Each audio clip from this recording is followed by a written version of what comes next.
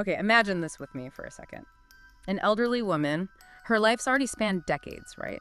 And she's facing this huge personal crossroads. She's getting ready for a big move, going through, a lifetime of stuff packed away in an old trunk.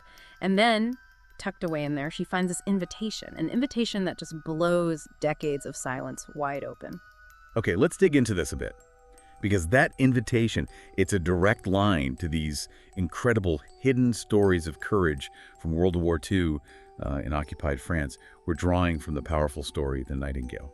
Yeah, and what's really interesting here is how you see these seemingly ordinary lives just transform into these battlegrounds of conscience, Yeah. where the choices people make end up defining everything. So, our deep dive today, it's into the extraordinary paths taken by two sisters, Vianne and Isabelle. Their lives went in completely different directions under the occupation, and it created this legacy that honestly nobody really knew about until decades later.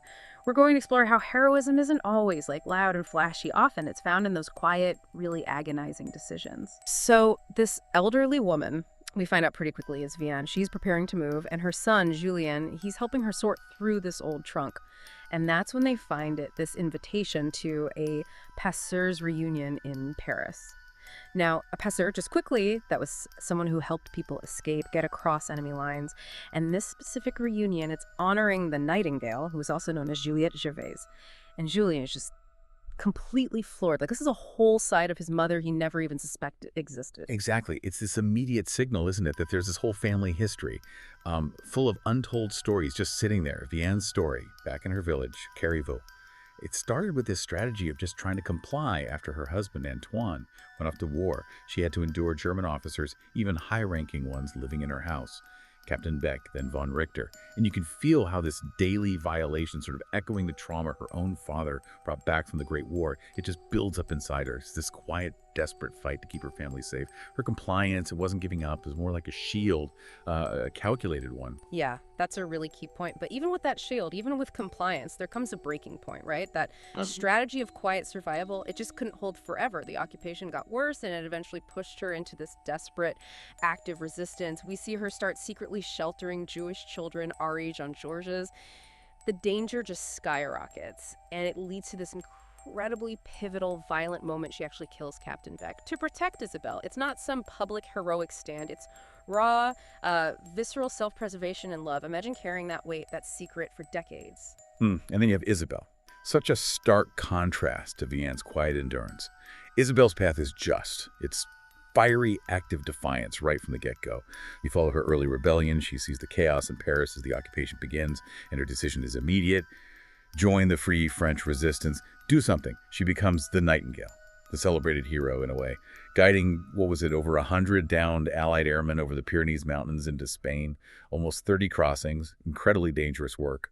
And she was clever, using her youth, these false papers, to kind of fly under the radar. It's so easy to admire Isabelle's bravery, that overt heroism. But Vianne's path, enduring the enemy in her own home day after day, that feels almost more psychologically brutal in a way.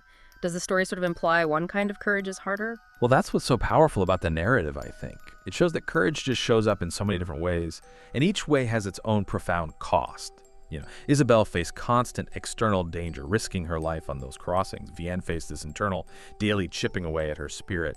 But that kind of daring path, Isabelle's path, it carried huge risks, and inevitably she was caught, tortured brutally by the Gestapo. And then in this ultimate act of sacrifice, her father, he claims he's the Nightingale to save her, and he's executed. Isabelle survives Ravensbrück concentration camp, but obviously that experience changes her profoundly. Which brings us back to the present day, to that reunion in Paris. It's more than just a get-together, isn't it? It's this moment of huge reconciliation, of revelation.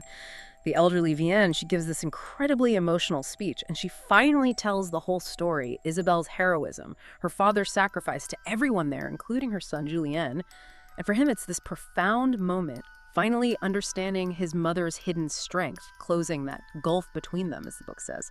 And the message that kind of lingers, as Vianne puts it, it's quite poignant. Wounds heal, love lasts, we remain. Yeah. And if we try to connect this to the bigger picture, this deep dive really shows how heroism isn't just, one big, loud action. It's often found in those quiet, agonizing choices made by people who seem ordinary but are under this extraordinary pressure. It's about all the different ways courage can look. Whether it's that quiet compliance that protects the people you love, or the open defiance that puts your own life on the line immediately, it really makes you question the standard definition of a hero. So what does all this mean for you listening right now? What incredible stories, maybe hidden acts of courage, might be tucked away in your own family's past, just waiting? Perhaps, like these characters, you also have secrets, experiences that shaped a legacy, just waiting for the right moment to come to light.